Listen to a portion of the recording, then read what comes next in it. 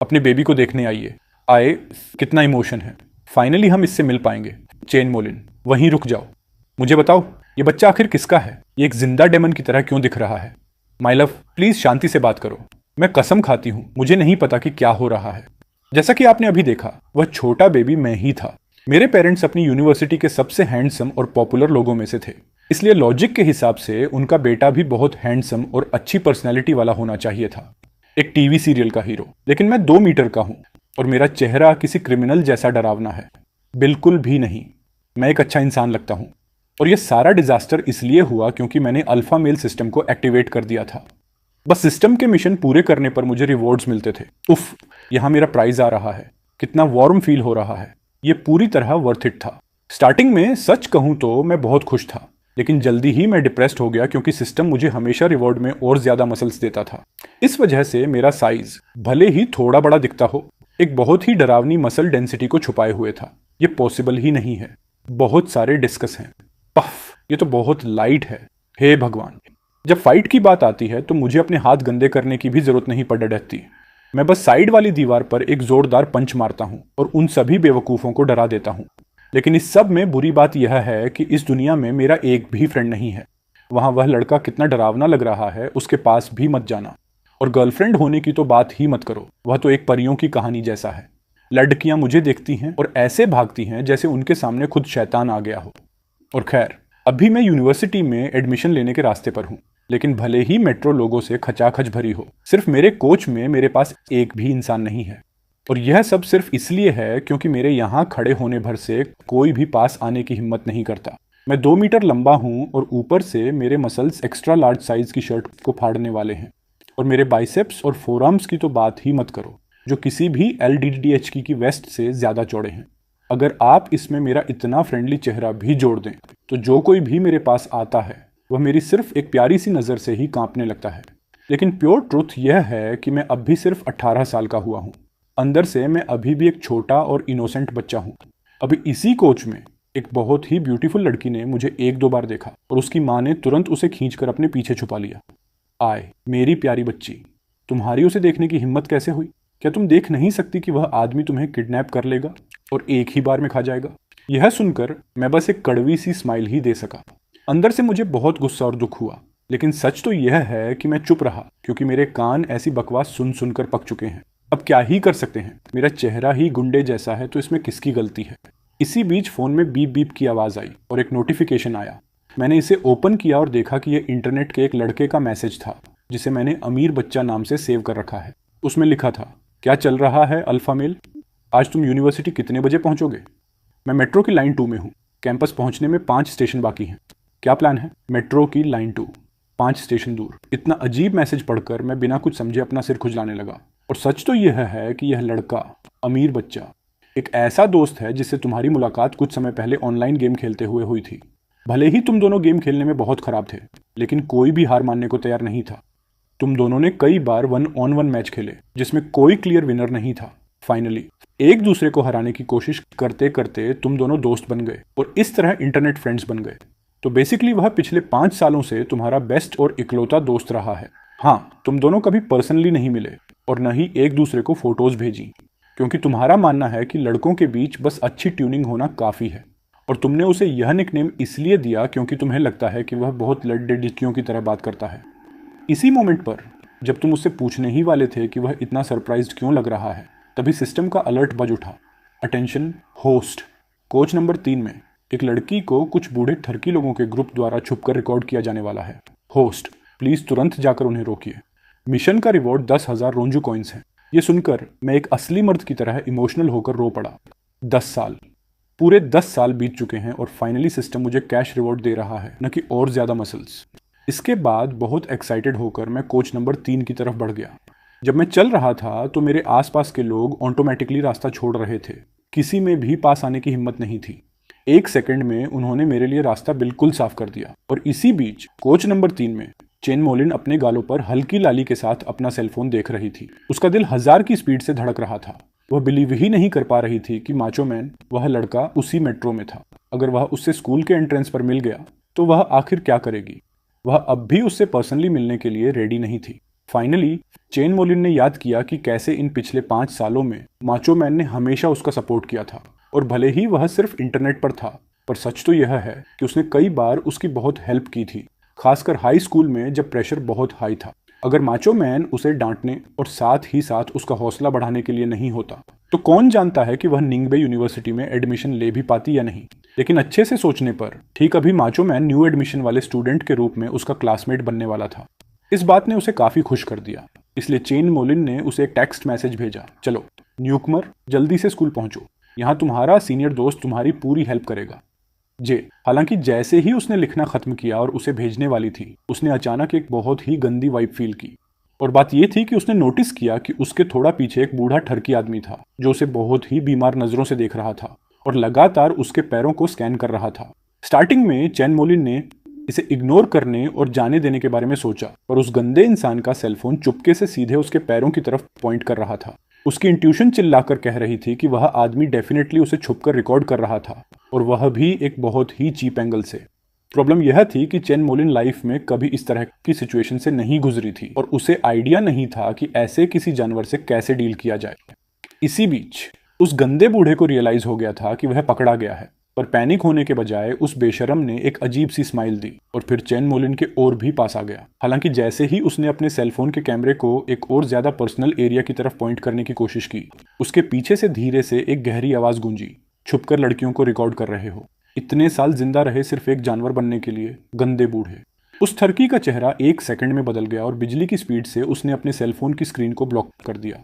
फिर उसने इतनी स्मूथली उसे अपनी पॉकेट में रख लिया कि कोई डाउट ही नहीं था, वह इसमें एक प्रोफेशनल था। इसके तुरंत बाद उस गंदे इंसान ने बिना पीछे मुद्दे ही अपना डिफेंस करना स्टार्ट कर दिया।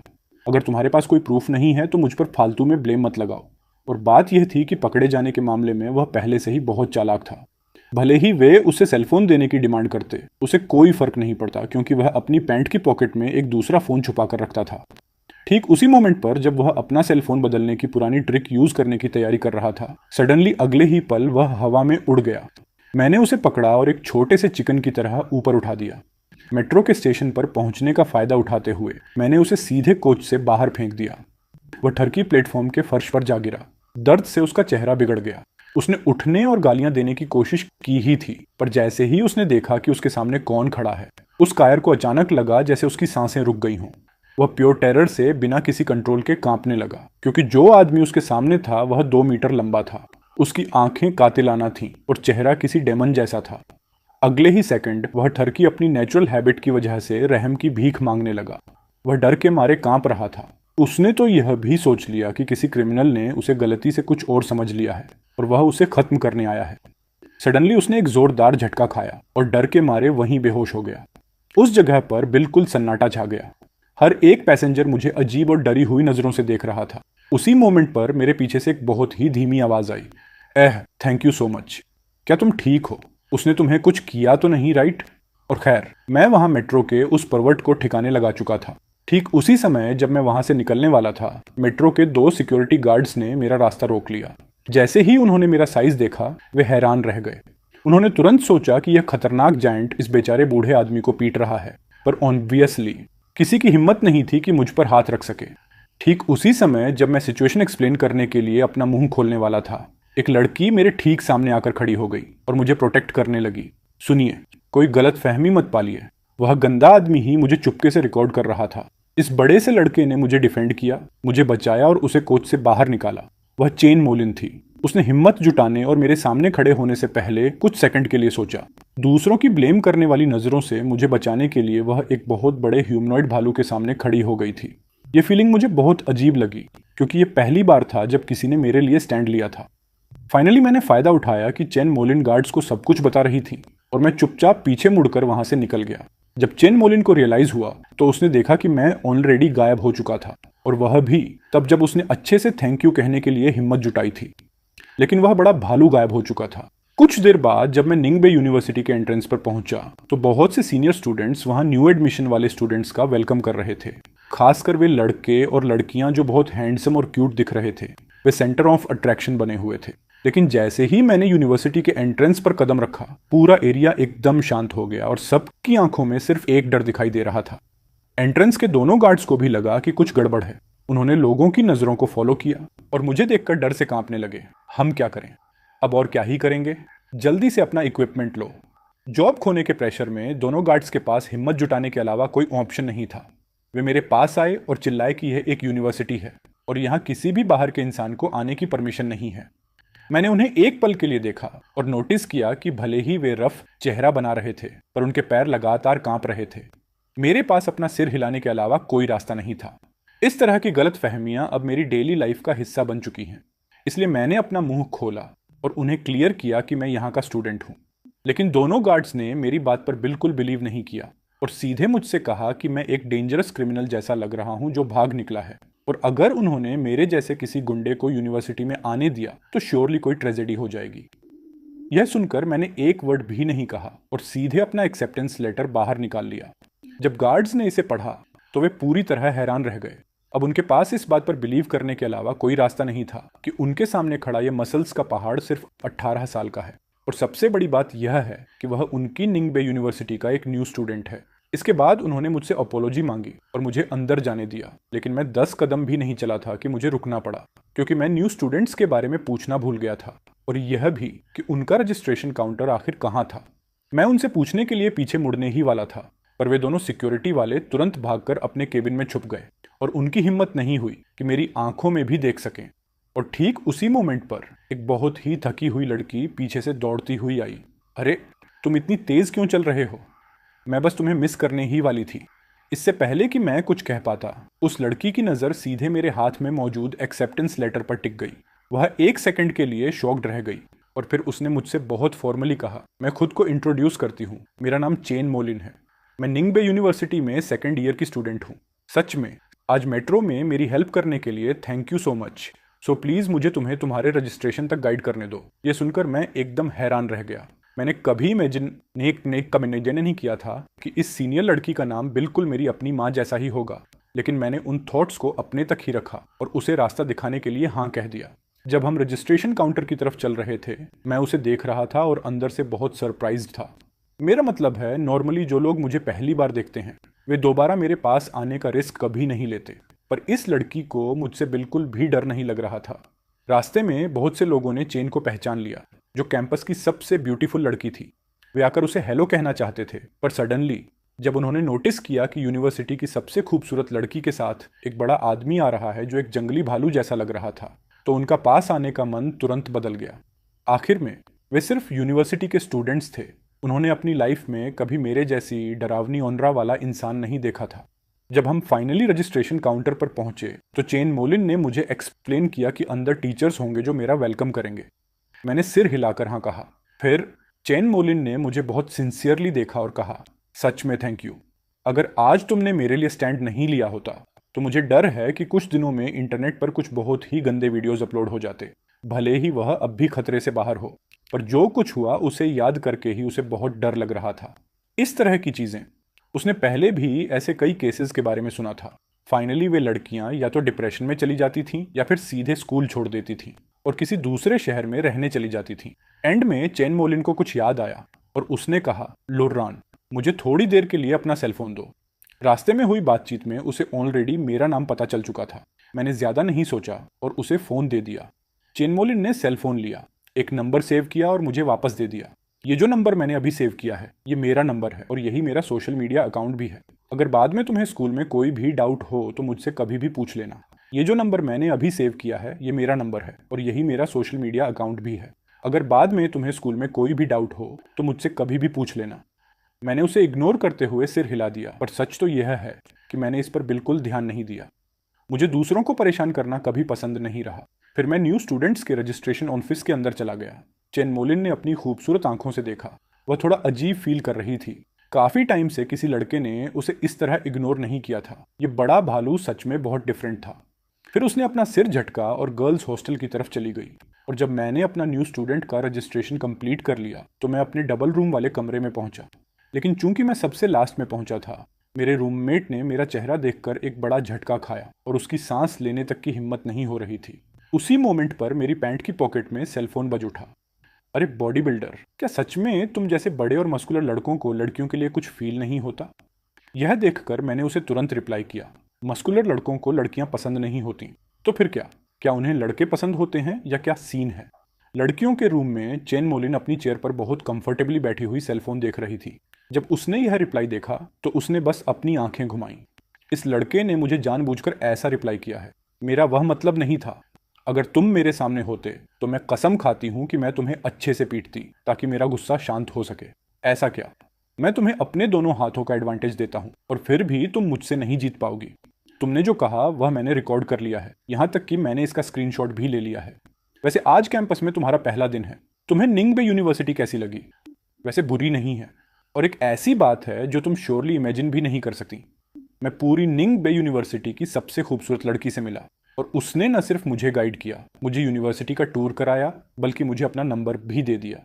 ठीक उसी सेकंड एक तेज आवाज के साथ चेन मोलिन का सेलफोन सीधे फर्श पर गिर गया। वह पूरी तरह ऐसे रह गई जैसे टाइम फ्रीज हो गया हो।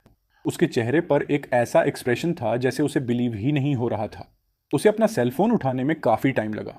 अभी उसका दिल 1000 की स्पीड से धड़क रहा था और उसका चेहरा पूरा लाल था। उसने अभी अभी कहा कि वह सबसे खूबसूरत लड़की से मिला जिसने उसे यूनिवर्सिटी का टूर कराया और उसे अपना नंबर दिया। क्या यह एग्जैक्टली वही नहीं है जो मैंने अभी किया था? इस मोमेंट पर चेन मोलिन के माइंड में वह बड़ा भालू जिससे वह आज मिली थी और इंटरनेट का वह बॉडी बिल्डर जिससे वह 5 सालों से बात कर रही है और जिसकी तरफ वह बहुत अट्रैक्टेड फील करती है, उन दोनों की इमेज आपस में मैच करने लगी। ओ माय गॉड, ये बहुत बड़ी कोइंसिडेंस है। हमेशा शांत रहने वाली चेन मोलिन भी एक गाली देने से खुद को नहीं रोक पाई। अपने थॉट्स को अरेंज करने के बाद वह एक अनडिनाइबल फैक्ट पर पहुंची। वह एन अननोन पर्सन जिसने उसे मेट्रो में बचाया, वह बहुत पॉसिबली वही सुपर बॉडी बिल्डर है जिससे वह सालों पहले इंटरनेट पर मिली थी। स्टार्टिंग में उसने हमेशा सोचा था कि वह 2 मीटर लंबे होने और एक बैल को पंच से मार देने की बात बढ़ा चढ़ाकर कह रहा था, पर अब उसे रियलाइज हुआ कि वह बिल्कुल भी झूठ नहीं बोल रहा था। फाइनली चेन मोलिन ने अपने हाथों को चूमा जो एक्साइटमेंट से कांप रहे थे और एक शरारती स्माइल के साथ उसने जल्दी से लिखा, सच में? क्या तुम सच मान रहे हो? स्कूल की सबसे खूबसूरत लड़की, वह बहुत एटीट्यूड वाली और दूर रहने वाली है, वह तुम्हारी बात क्यों सुनेगी? मानो या ना मानो, फैक्ट यह है कि मुझे ऑलरेडी स्कूल के फोरम पर शो कर दिया गया है। मुझे लगता है कि मैं फेमस होने वाला हूँ। कौन सा स्कूल फोरम? चेन मोलिन ने जल्दी से वेब पेज ओपन किया और उसे स्कूल की ब्यूटी और बीस्ट टाइटल वाला एक आर्टिकल मिला। वह पोस्ट ऑलरेडी नंबर 1 ट्रेंडिंग पर थी। चेन मोलिन ने फोटो देखी और अपनी मुस्कान को रोक नहीं पाई। इस बॉडी बिल्डर का सीधा सा चेहरा बहुत क्यूट है। ये फोटो बहुत अच्छी आई है। पता चलता है कि वह बॉडी बिल्डर भले ही थोड़ा रफ दिखता हो पर असल में काफी हैंडसम है। उसी मोमेंट पर उसे उसका एक और मैसेज मिला। क्या हुआ? मैंने तुमसे झूठ नहीं बोला था, राइट? क्या तुम मेरी बॉडी देखकर डर गई? सिर्फ इसी वजह से तुम ऐसी बातें कर रही हो। तुम्हें कैसे लगता है कि वह मुझे डरा देगा? अगर हम कभी पर्सनली मिले तो मैं तुम्हें एश्योर करती हूं कि डरने वाला इंसान डेफिनेटली मैं नहीं होंगी, समझे? लेकिन मैसेज भेजने के 1 मिनट बाद भी दूसरी तरफ से कोई रिप्लाई नहीं आया। ठीक उसी समय जब कंफ्यूज्ड चेन मोलिन उसे एक और मैसेज भेजने के बारे में सोच रही थी, तभी रिप्लाई आया। कितना अच्छा फील हो रहा है कि लोग मुझे इग्नोर ना करें। देखो गर्ल, अब तुम ऑफिशियली मेरे भाई हो। चाहे कुछ भी हो जाए, अगर तुम किसी प्रॉब्लम में फंसो तो मुझे बताना। मैं कसम खाता हूं कि किसी की हिम्मत नहीं होगी कि तुम्हें परेशान कर सके। चेन मोलिन ये मैसेज देखकर थोड़ा सरप्राइज्ड रह गई। इंटरनेट पर उसने हमेशा मुझे यही इंप्रेशन दिया था। वह इंटरनेट पर एक बहुत ही चीयरफुल, ऑप्टिमिस्टिक लड़का था जो हर चीज़ के बारे में जानता था, जिसे दुनियादारी की बहुत समझ थी और जो हमेशा दूसरों के बारे में सोचता था। लेकिन अब मुझे फील होता है कि शायद उसके पास लगभग कोई फ्रेंड नहीं है और वह हर जगह हमेशा अकेला ही घूमता है। शायद उसकी बॉडी बिल्डर जैसी फिजिक लोगों को बहुत ज़्यादा डराती है। फिर उसे क्यूरियोसिटी हुई और उसने एक सवाल पूछा, हे बॉडी बिल्डर, स्कूल की सबसे ब्यूटीफुल लड़की क्या वाकई में बहुत सुंदर है? क्या वह तुम्हारा टाइप है या क्या सीन है? यह मैसेज भेजने के बाद चेन मोलिन का चेहरा तुरंत टमाटर की तरह लाल हो गया। जब उसने सेलफोन का नोटिफिकेशन सुना तो उसने उसे तुरंत चेक नहीं किया। इसके बजाय उसने हिम्मत जुटाने के लिए एक गहरी सांस ली और तभी उसने उसे पढ़ना शुरू किया। वह लड़की तो बहुत ही कमजोर और दुबली पतली है। उसके हाथ और पैर नूडल्स जैसे हैं। सच कहूं तो सिर्फ उसका चेहरा ही ठीक ठाक है। कितना गुस्सा आता है लुर्रान, तुम एक बहुत बड़े और बेवकूफ भालू हो। तुम अंधे हो। मेरे 1.78 मीटर की परफेक्ट हाइट और 48 किलो वजन के साथ तुम कैसे कह सकते हो कि मेरा चेहरा सिर्फ ठीक ठाक है? इस पतली कमर और इतने शानदार पैरों के साथ मैं ऑब्वियसली एक गॉडेस लेवल पर हूं। फिर उसे कुछ और याद आया। उसने नीचे देखा और सोचा, अरे वे भी बिल्कुल छोटे नहीं हैं, तो पक्का वह बड़ा भालू अंधा ही है। ठीक उसी समय जब चेन मोलिन गुस्से में उबल रही थी, मैंने उसे एक और मैसेज भेजा। लड़कियों के लिए थोड़ा भरी हुई होना एकदम बेस्ट होता है। मैं अब निकल रहा हूँ स्वीटी। मेरे दोस्त अभी मुझे गेम खेलने के लिए बुला रहे हैं और थोड़ी देर बाद रात में हम यूनिवर्सिटी के गेट पर बारबेक्यू का मजा लेंगे। जब चेन मोलिन ने यह मैसेज भेजा तो उसे इतना गुस्सा आया कि वह किसी को काटना चाहती थी, लेकिन बेचारी के पास खुद को डिफेंड करने का कोई तरीका नहीं था। किसने कहा था उसे कि पहले ही सच नहीं बताया? उसी मोमेंट पर चेन मोलिन की रूममेट वापस आ गई। अरे, यूनिवर्सिटी की सबसे पॉपुलर लड़की को क्या हुआ है? तुम बहुत परेशान लग रही हो। कुछ नहीं है, तुम चिंता मत करो। वैसे आज दोपहर तुमने उस लड़के को रास्ता खोजने में मदद क्यों की? सीरियसली, इतने बहादुर होने के लिए तुम्हें मेरी तरफ से रिस्पेक्ट। अगर मैं होती तो मैं उसके पास जाने का रिस्क कभी नहीं लेती। पर चेन मोलिन को शायद वह बात याद आ गई जो तुमने कही थी और अचानक उसकी आंखों में चमक आ गई। अरे दोस्त, क्या तुम्हारे पास थोड़ी देर का टाइम है रात को मेरे साथ डिनर पर चलने के लिए? चलो भी। थोड़ी देर बाद रात में तुम अपनी रूममेट को बारबेक्यू डिनर के लिए ले गए। रास्ते में तुम लोग उस पूरे इलाके की सेंसेशन बन गए। जहां भी तुम लोग जा रहे थे हर कोई मुड़ मुड़ कर देख रहा था। पर सच तो यह है कि इतनी सारी नजरें तुम्हारे अपीयरेंस की वजह से थीं। ज्यादातर लोग तुम्हें डर की नजरों से देख रहे थे। जब वे स्टॉल पर पहुंचे तो उनके मुंह खुले रह गए क्योंकि वहां पहले से ही लंबी लाइन लगी हुई थी। कितना बुरा है? वह उदास होकर बोली, हम लेट हो गए। इस स्टॉल पर बहुत ज्यादा कस्टमर हैं, हमें जल्दी निकलना चाहिए था। क्या हम कहीं और खाना खाने चलें? हमारी बात सुनकर एक सीनियर स्टूडेंट जो लाइन में खड़ा था हमारे पास आया और एक एडवाइस दी, यह कहते हुए कि साफ दिख रहा है कि हम न्यू एडमिशन वाले हैं। यह स्टॉल यहाँ सबसे टेस्टी है। डिनर के इस टाइम पर बेहतर है कि आप लोग कुछ और ढूंढ लें। लेकिन उसके शब्द अचानक रुक गए और वह तुरंत वहां से भाग खड़ा हुआ। सब इसलिए क्योंकि उसने तुम्हारा चेहरा अच्छे से देख लिया था और सबसे बुरा होने की कल्पना कर ली थी। और उस पूरे हंगामे के साथ आगे के लोग भी मुड़कर देखने लगे और डर के मारे भागने लगे, जिससे मेरी रूममेट शॉक्ड रह गई और मेरे पास बोलने के लिए कुछ नहीं बचा।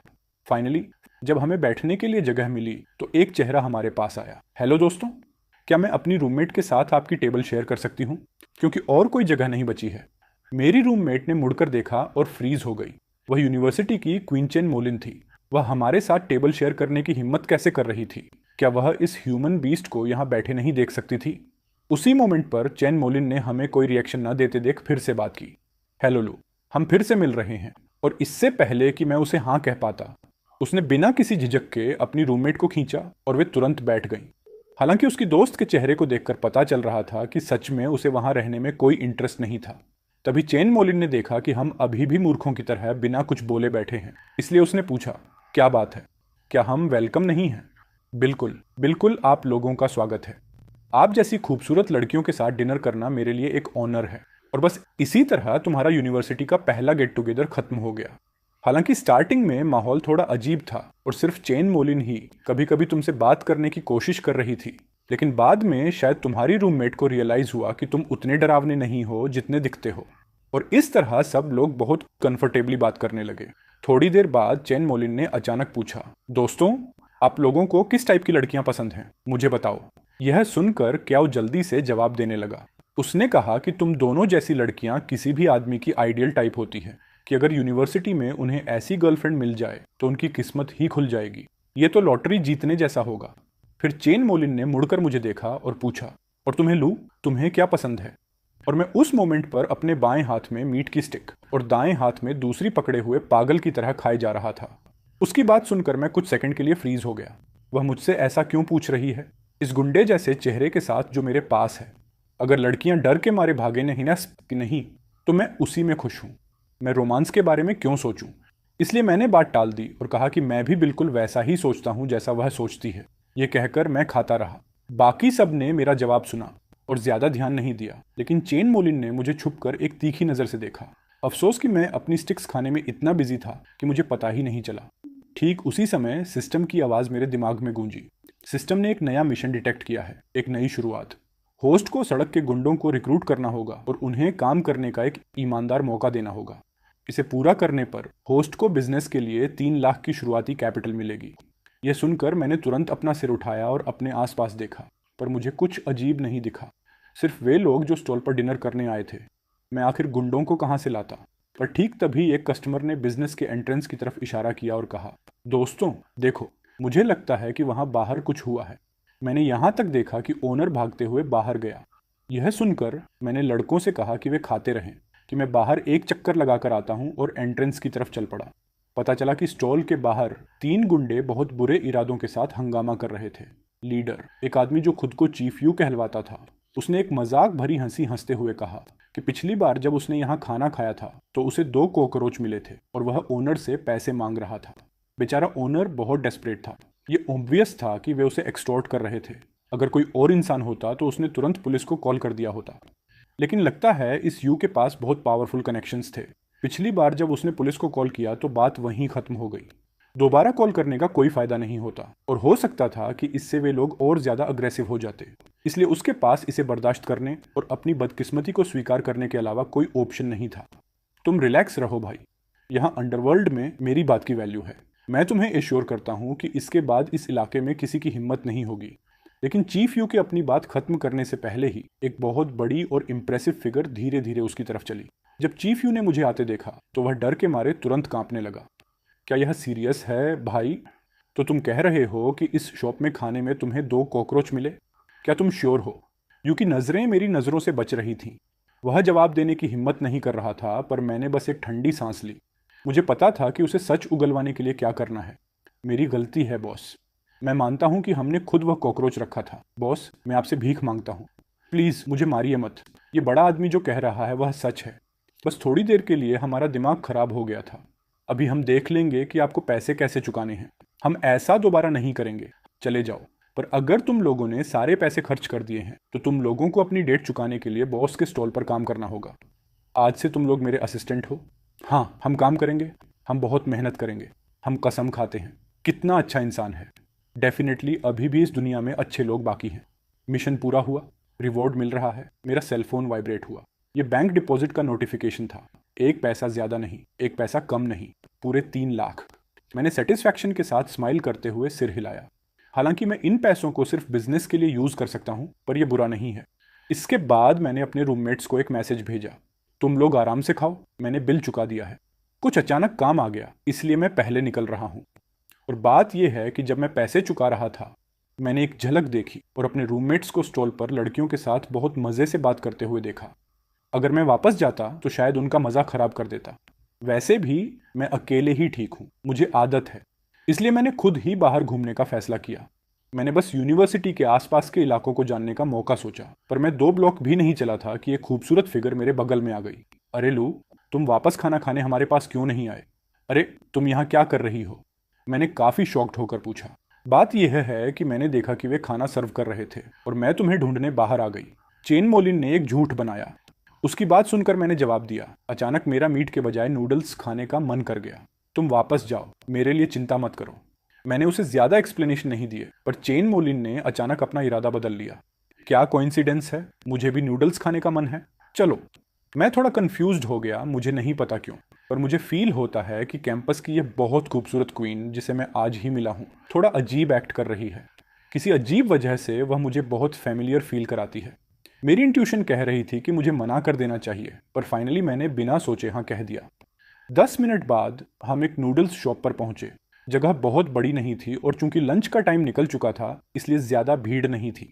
चेन मोलिन को एक खाली सीट मिल गई और वह मेरे बगल में बैठ गई। मैंने उसे बहुत अजीब नजरों से देखा। ये ऑब्वियस था कि हम आज ही मिले थे, पर मुझे हमेशा यह फीलिंग होती थी कि वह मुझे पूरी जिंदगी से जानती है। अपना बाउल खत्म करने के बाद मैंने अपना सेलफोन निकाला। मैंने 1 सेकंड सोचा और प्रिंस के साथ चैट ओपन की। अरे प्रिंस, क्या तुम बिजी हो? उसी समय चेन मोलिन ने फील किया कि उसकी पॉकेट वाइब्रेट कर रही है और उसने मुझे खाना खत्म करने के बाद फोन यूज करते हुए देखा। लगता है उस मोमेंट पर उसे कुछ समझ आया और उसने बहुत ही डिस्क्रीटली अपना फोन बाहर निकाला।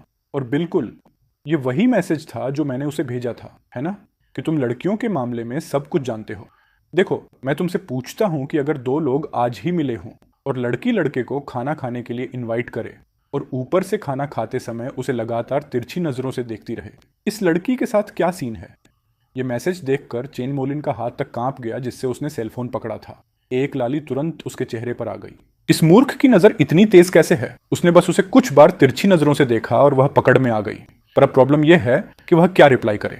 10 लंबे सेकंड तक सोचने के बाद चेन मोलिन ने फाइनली रिप्लाई किया, अगर ऐसा है तो पक्का लड़की उस लड़के को पसंद करती है, या हो सकता है कि वह उसे इम्प्रेस करना चाहती हो। यह मैसेज भेजने के बाद चेन मोलिन का दिल 1000 की स्पीड से धड़क रहा था। और वह अभी भी मुझे छुपकर देखने से खुद को नहीं रोक पाई। पक्का वह देखना चाहती थी कि इसे रिसीव करने के बाद मेरे चेहरे पर क्या एक्सप्रेशन होता है, पर मैंने बस एक मजाक भरी हंसी हंसा और दोबारा टाइप करने लगा। क्या तुम कोई रोमांटिक नॉवेल पढ़ रही थी? तुम्हारा लव एट फर्स्ट साइट का आइडिया बहुत ही बचकाना और फालतू है। तुम्हारा जवाब गलत है, पक्का। क्या तुम्हें नहीं लगता कि वह लड़की कुछ प्लान कर रही है या लड़के का फायदा उठाना चाहती है? अरे, इस बड़े भालू का लॉजिक इतना अजीब क्यों है? मैं तुम्हारा फायदा क्यों उठाना चाहूंगी? अरे, तुम्हारा कम दोस्तों वाला चेहरा या तुम्हारा भालू जैसा बड़ा होने का फायदा उठाना। कितना गुस्सा आता है। अगर मैं अभी अपनी आइडेंटिटी रिवील नहीं कर सकती होती तो मैं सच में उसे कुछ थप्पड़ मार देती ताकि उसकी गलत फहमी दूर हो जाए। चेन मोलिन बहुत गुस्से में अपने फोन पर टाइप कर रही थी कि मैं लव का मास्टर हूं, मैं लव में एक्सपर्ट हूं। जैसा भी हो, मैंने तुम्हें सही जवाब दे दिया है। अगर तुम चाहो तो मुझ पर बिलीव करो, और अगर नहीं तो कोई बात नहीं। तुम लव एक्सपर्ट, प्लीज। अगर तुम एक्सपर्ट हो तो मैं लव में डॉक्टर हूं। मेरा रिप्लाई देखकर चेन मोलिन गुस्से में अपने दांत पीस रही थी। 20 मिनट लग गए जब हम फाइनली नूडल्स शॉप से बाहर निकले। चेन मोलिन सिर झुकाकर स्कूल की तरफ तेज कदमों से चल रही थी और मैं बिना किसी जल्दी के उसके पीछे आधा मीटर की दूरी पर चल रहा था। पूरे रास्ते हमने एक दूसरे से बात नहीं की, बस हमारे कदमों की आवाज सुनाई दे रही थी। उस मोमेंट पर चेन मोलिन बहुत गुस्से में थी। उसने डिसाइड किया कि वह उससे 1 महीने तक बात नहीं करेगी, नहीं, आधे महीने तक। अरे भाड़ में जाए, बेहतर है 1 हफ्ता। 1 हफ्ता इस बड़े भालू को इग्नोर करना, न पर्सनली और न ही इंटरनेट पर। चेन मोलिन अपने ख्यालों में खोई हुई थी, जबकि मैं उसके पीछे जो कुछ हुआ था उसे भूल चुका था।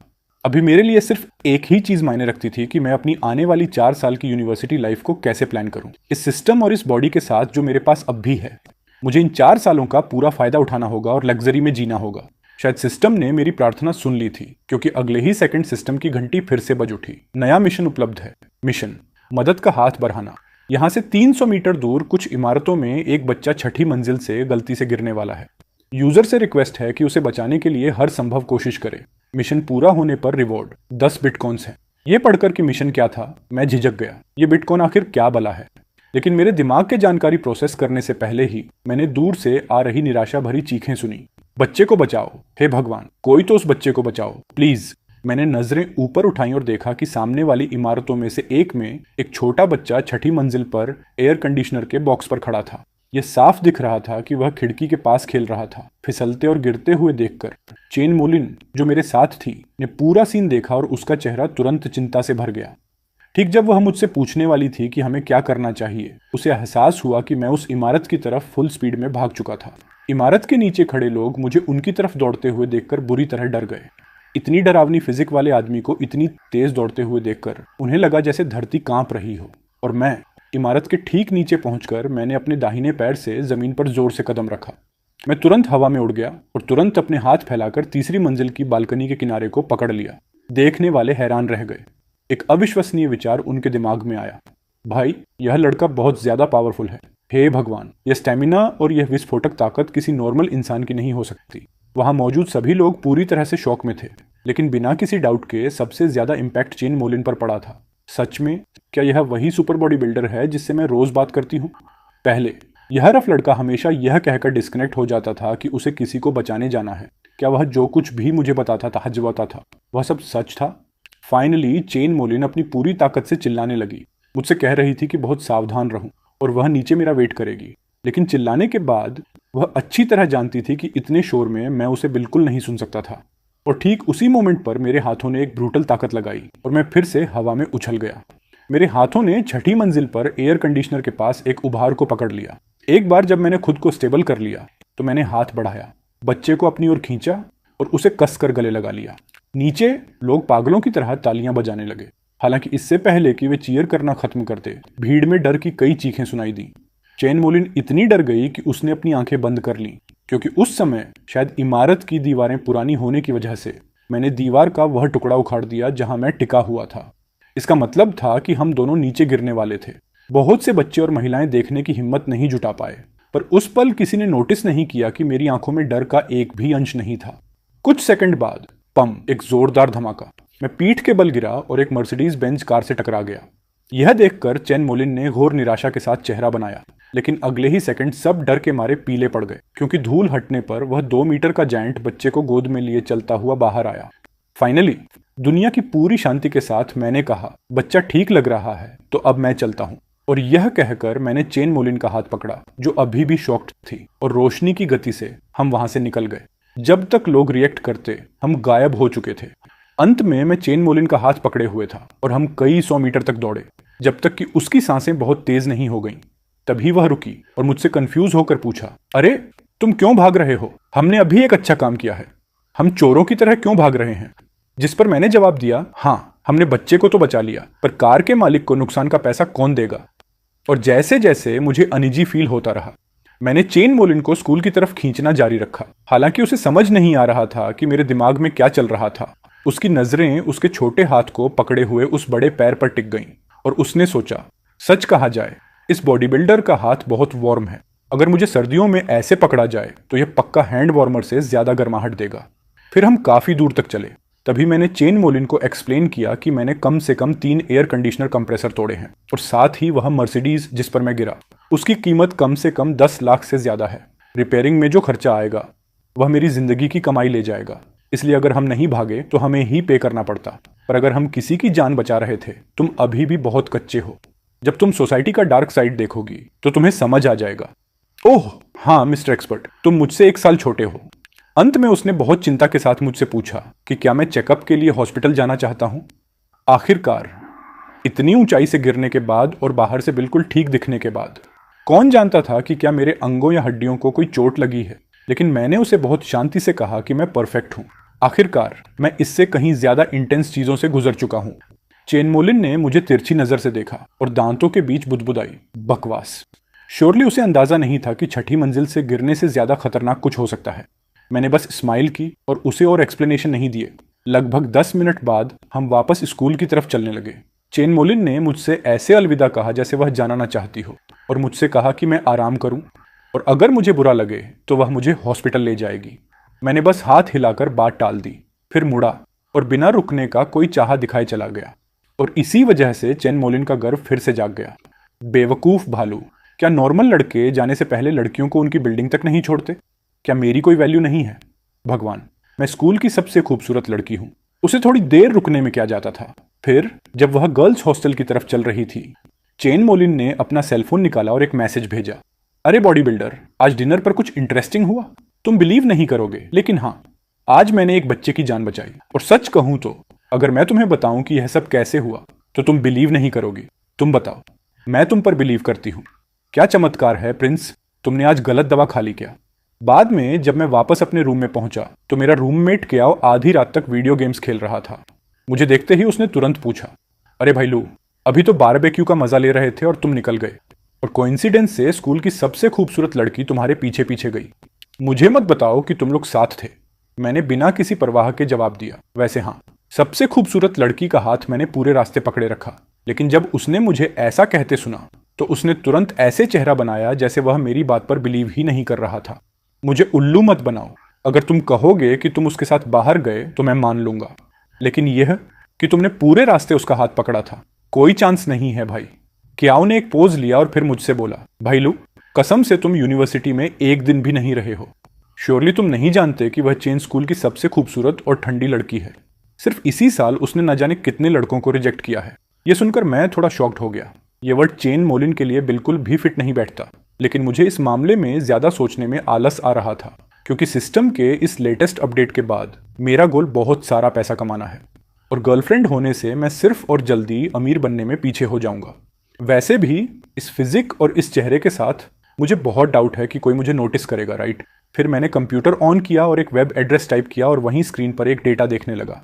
मेरे अकाउंट में बिटकॉइंस की क्वांटिटी 10। ये आज रात के मिशन का रिवॉर्ड था, 10 बिटकॉइंस। लेकिन अभी मेरे पास इसे चेक करने का बिल्कुल टाइम नहीं है, क्योंकि कल मिलिट्री ट्रेनिंग शुरू हो रही है। जब ये खत्म होगा तब मैं बाकी चीजों के बारे में सोचने के लिए टाइम निकाल लूंगा, कोई जल्दी नहीं है। अगले दिन बहुत सुबह सभी नए स्टूडेंट्स यूनिवर्सिटी के मैदान में इकट्ठा हुए। डायरेक्टर्स के 20 मिनट के बकवास भाषण के बाद वे फाइनली खत्म हुए और ट्रेनिंग का पहला टेस्ट अनाउंस किया, एक पैदल मार्च। ट्रेनिंग निंग बे यूनिवर्सिटी में नहीं होने वाली थी, बल्कि साउथ की तरफ पैदल चलकर लगभग 15 किलोमीटर की दूरी पर वहां एक मिलिट्री कैंप था। अगले 2 सप्ताह यानी कुल 14 दिन हम नोवाइस वहां रहने वाले थे, और फिलहाल हमारा मिशन कैंप तक 15 किलोमीटर पैदल चलना था। जैसे ही उन्होंने यह बम फोड़ा, हंगामा मच गया और सब शिकायत करने लगे। मेरे रूममेट कियाऊ ने तुरंत बहस करना शुरू कर दिया। अरे भाई 6, सीरियसली स्कूल वाले पागल हैं क्या? अगर ट्रेनिंग इतनी हार्ड शुरू हो रही है तो बाद में हमारा क्या होगा? पर मुझे सच में परवाह नहीं थी। 15 किलोमीटर। नॉर्मली जब सिस्टम मुझे रनिंग के डेली मिशन देता था तो वे 20 किलोमीटर से ऊपर के होते थे। मैं पहले ही बहुत आदी हो चुका था। 3 मिनट बाद सभी न्यू स्टूडेंट्स को तैयारी खत्म करने के लिए फोर्स किया गया। हम पूरे ग्रुप के साथ कैंप की तरफ बढ़े। मिंगी यूनिवर्सिटी से एक बहुत लंबी लाइन निकली। लाइन के किनारों पर मिलिट्री पर्सनल प्रोविजंस दे रहे थे। 15 किलोमीटर के रास्ते में उन्होंने बहुत सारे टेम्परेरी मेडिकल स्टॉल्स भी इंस्टॉल किए और इंस्ट्रक्टर्स हर ग्रुप के साथ चिपके हुए थे। सबको चेक कर रहे थे और हमें जल्दी चलने के लिए कह रहे थे। बैंड ने पहले आधे घंटे में अच्छे पेस के साथ काम चलाया, लेकिन 1 घंटे तक चलने के बाद यह साफ हो गया था कि फर्स्ट ईयर के कई लोग नहीं चल पा रहे थे। सच तो यह है, आजकल के ज्यादातर लड़के बहुत ज्यादा पैम्पर्ड हैं या वे अपने रूम में बंद रहते हैं, इसलिए उनके लिए यह लेवल की मेहनत एक बुरे सपने जैसा था। ठीक उसी मोमेंट पर सिस्टम की आवाज मेरे दिमाग में गूंजी। मिशन अपडेट हो गया। गर्मी की वजह से बीमार होने वालों को टेम्परेरी मेडिकल स्टॉल्स तक ले जाओ। मिशन पूरा होने पर रिवॉर्ड, हर व्यक्ति की मदद करने पर 10,000, कोई लिमिट नहीं। सिस्टम का नया मिशन देखकर मेरी आंखें चमक उठी। एक की मदद करने पर 10,000 कमाना। अगर मैं 100 की मदद करूं तो सीधे मेरी पॉकेट में 10 लाख नकद आ जाएंगे। ठीक उसी मोमेंट पर आगे एक जोर से चीख सुनाई दी। कोई बेहोश हो गया। जल्दी कोई तो मदद के लिए आओ। मैंने नजरें उठाई और देखा कि ग्रुप के आगे एक लड़की गिर गई थी। फर्स्ट ईयर के जो लोग पास में थे वे बहुत डर गए। सब पैनिक मोड में थे और समझ नहीं आ रहा था कि क्या करें। अगले ही सेकंड एक बड़ी सी फिगर दिखाई दी जो पता नहीं कहां से आई, पर वह पहले से ही उस लड़की के सामने खड़ी थी। पास के साथियों ने इस फिगर को देखकर उनके रोंगटे खड़े हो गए। सबने मुझे तुरंत पहचान लिया। बिना एक शब्द कहे मैंने उस लड़की को उठाया और वहां से चल पड़ा। टेम्परेरी इन्फर्मरी में पहुंचकर मैंने उसे स्ट्रेचर पर लिटा दिया। पैरामेडिक ने यह देखकर मुझे सजेस्ट किया कि मैं थोड़ा रेस्ट लूं और हीट स्ट्रोक के लिए एक गोली लूं, पर मैंने हाथ हिलाकर मना कर दिया। फिर मैं बिना पीछे मुड़े चला गया और वापस मिलिट्री ट्रेनिंग कैंप में जाकर मैंने कैलकुलेशन शुरू की। आज मैं 20 से ज्यादा लोगों को उठा चुका था। 2 लाख से ज्यादा का रिवॉर्ड मेरी पॉकेट में आ चुका था।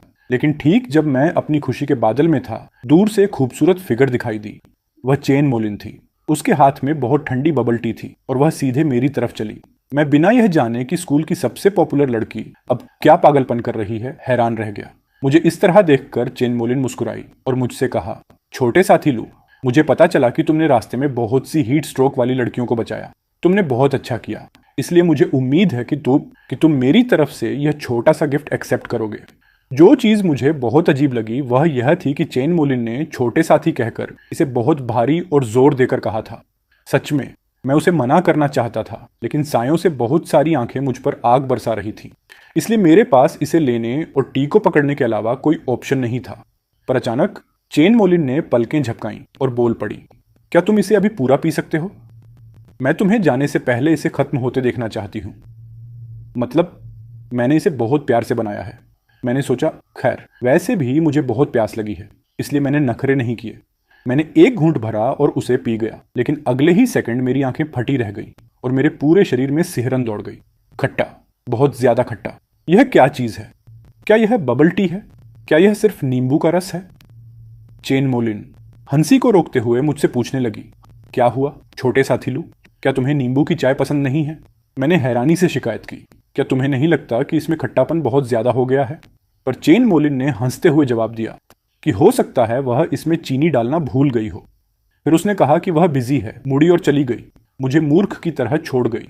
रात में जब मैं फाइनली टेंट में आराम करने पहुंचा तो मैंने अपना सेलफोन उठाया और तुरंत रियलाइज किया कि लोगों को बचाने का मेरा ड्रामा और वह नींबू चाय वाला किस्सा पहले ही ट्रेंडिंग में था। तभी मुझे प्रिंस का एक मैसेज आया, क्या बात है मेरे अल्फा मेल, तुमने तो हद कर दी।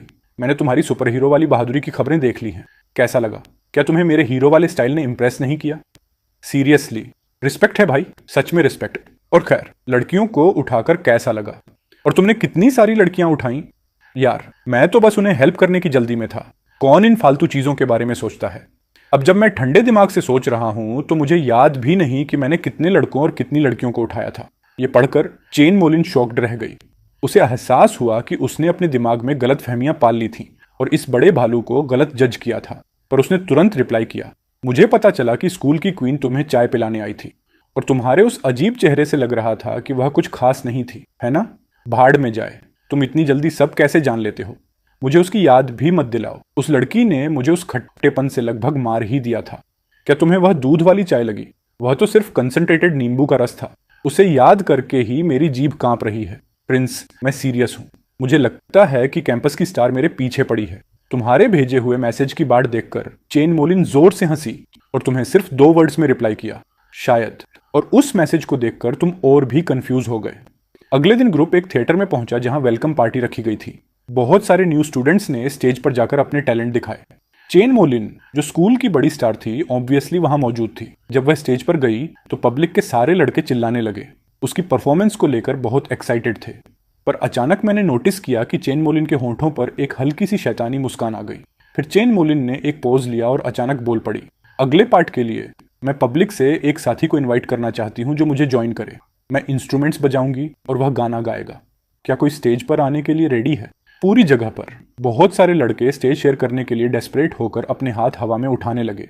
इतने सारे एक्साइटेड लोगों को देखकर चेन मोलिन की नजरें सिर्फ एक पॉइंट पर जाकर टिकी और फिर वह धीरे से बोली, वह फर्स्ट ईयर वाला लड़का जो सबसे लंबा और मस्कुलर है, क्या तुम मेरे साथ स्टेज पर एक्ट करने का ऑनर दोगे? क्या तुम मेरे साथ स्टेज पर गाना गाने का ऑनर दोगे? यह सुनकर मैं एकदम हैरान रह गया। उसी पल जगह के सभी लोग मेरी तरफ देखने लगे। मैं बहुत शर्मिंदा था। मैं उसे रिजेक्ट करने के लिए मुंह खोलने ही वाला था, पर अचानक मेरे दिमाग में सिस्टम की आवाज गूंजी। ट्राइब का शेयरिंग मिशन एक्टिवेट हो गया है। प्लीज एक ऐसा गाना गाओ जो 80% लोगों को इंप्रेस कर दे। इसे पूरा करने पर तुम्हें अगले 7 दिनों के लिए शेयर मार्केट के ट्रेंड्स मिल जाएंगे। यह सुनकर मुझे अचानक लगा कि मेरी सारी सेविंग्स फाइनली किसी काम आने वाली हैं। इसलिए सबकी हैरानी भरी नजरों के सामने मैं स्टेज की तरफ चला और बात खत्म करने के लिए मैंने चेन मोलिन से कहा कि मैं एक बहुत ही ऑल्टरनेटिव सॉन्ग गाऊंगा। उसे बस वायलिन बजाकर मेरा साथ देना था। मैंने उससे कहा कि बाकी मैं संभाल लूंगा। चेन मोलिन ने मुझे अजीब नजरों से देखा, पर इससे पहले कि वह मुझसे कुछ पूछ पाती, मैं ऑलरेडी पियानो पर बैठ चुका था और फिर एक खूबसूरत धुन धीरे धीरे बजने लगी, हैप्पी बर्थडे टू यू। जब मैंने बजाना खत्म किया तो चेन मोलिन चुप रह गई। पब्लिक भी शॉक्ड थी। उन्होंने कभी सोचा भी नहीं था कि तुम जैसे दिखने वाले लड़के में जो इतना रफ और मस्कुलर दिखता है, इतना स्पेशल साइड भी है। कुछ सेकंड बाद चेन मोलिन सबसे पहले ताली बजाने वाली थी। रिएक्ट करते हुए बाकी लड़के भी तालियां बजाने लगे और मैं बस अपना सिर खुजला रहा था। बहुत शर्मिंदगी महसूस कर रहा था। रात में जैसे ही मैं आराम करने के लिए टेंट में लौटा, मुझे प्रिंस का मैसेज आया। अरे रफ लड़के, तुम फिर से स्कूल के फोरम पर ट्रेंडिंग में हो। तुमने मुझे कभी क्यों नहीं बताया कि तुम्हारे पास ये टैलेंट छुपा हुआ है? ही अब से मुझे सरप्राइजेस से भरा रफ लड़का बुलाना। मुझे बहुत कुछ आता है, बस मैं हम्बल हूँ और दिखावा करने में मुझे आलस आता है। और तुम्हारी शर्मिंदगी, मैंने तुम्हारी तारीफ क्या की? तुम तो बहुत भाव खा रहे हो, राइट? वैसे क्या ख्याल है अगर हम कुछ दिनों में मिले? मैं तुम्हें कुछ टेस्टी खिलाने का इनवाइट देता हूँ। सच कहूँ तो मैं ये प्रपोजल इसलिए दे रहा हूँ क्योंकि हम 5 साल से इंटरनेट पर एक दूसरे को जानते हैं और अब जब हम इतने करीब हैं तो ना मिलना मुझे लॉजिकल नहीं लगता। लेकिन 1 मिनट बीत गया और दूसरी तरफ से कोई रिप्लाई नहीं आया, जो मुझे बहुत अजीब लगा। ठीक उसी समय सेलफोन वाइब्रेट हुआ। मैंने उसे देखने के लिए तुरंत ओपन किया। मैं थोड़ी देर के लिए बाथरूम गया था। बेशक हम मिल सकते हैं। मुझे लगता है कि मैं अगले महीने यूनिवर्सिटी वापस आऊंगा। बात यह है कि इस महीने मेरी फैमिली के साथ कुछ चीजें हो गई थीं, इसलिए मैं अभी भी बाहर हूं और वापस नहीं आ पाया हूं। उसका एक्सप्लेनेशन देखकर मुझे फाइनली सब समझ आ गया। तभी तो यह लड़का सिर्फ स्कूल के फोरम से ही मेरी चीजों के बारे में जानता था। उसी पल अचानक मुझे कुछ याद आया और मैंने उसे वह स्टॉक मार्केट की इन्फॉर्मेशन भेज दी जो मुझे अगले 7 दिनों के लिए सिस्टम से रिवॉर्ड के रूप में मिली थी। मैंने उसे यह भेज दिया और लिखा, देखो प्रिंस, बाद में यह मत कहना कि मैं अच्छा दोस्त नहीं हूं, ठीक है? अगर तुम मुझ पर बिलीव करते हो तो ठीक वही करो जो यहां लिखा है। मैं कसम खाता हूं कि कुछ ही समय में तुम मुझे इसके लिए थैंक्स कहोगे। ये मैसेज भेजने के बाद मैंने सिस्टम द्वारा दिए गए शेयर मार्केट के इस बहुत ही वैल्यूएबल डेटा को स्टडी करना शुरू कर दिया। दूसरी तरफ चेन मोलिन बहुत कंफ्यूज थी। उसे इन चीजों के बारे में कुछ भी समझ नहीं आ रहा था, इसलिए उसने अपने पापा को फोन लगाया। अरे मेरी प्यारी बच्ची, अभी तक सोई नहीं? क्या चमत्कार है कि तुमने मुझे इतनी देर से कॉल किया है? अरे पापा, आप ऐसे बोल रहे हो जैसे मैंने आपको कभी कॉल ही नहीं किया। हा, मैं बस मजाक कर रहा हूं बेटा। क्या हुआ? किस लिए कॉल किया? सब ठीक है, कुछ बुरा नहीं हुआ है।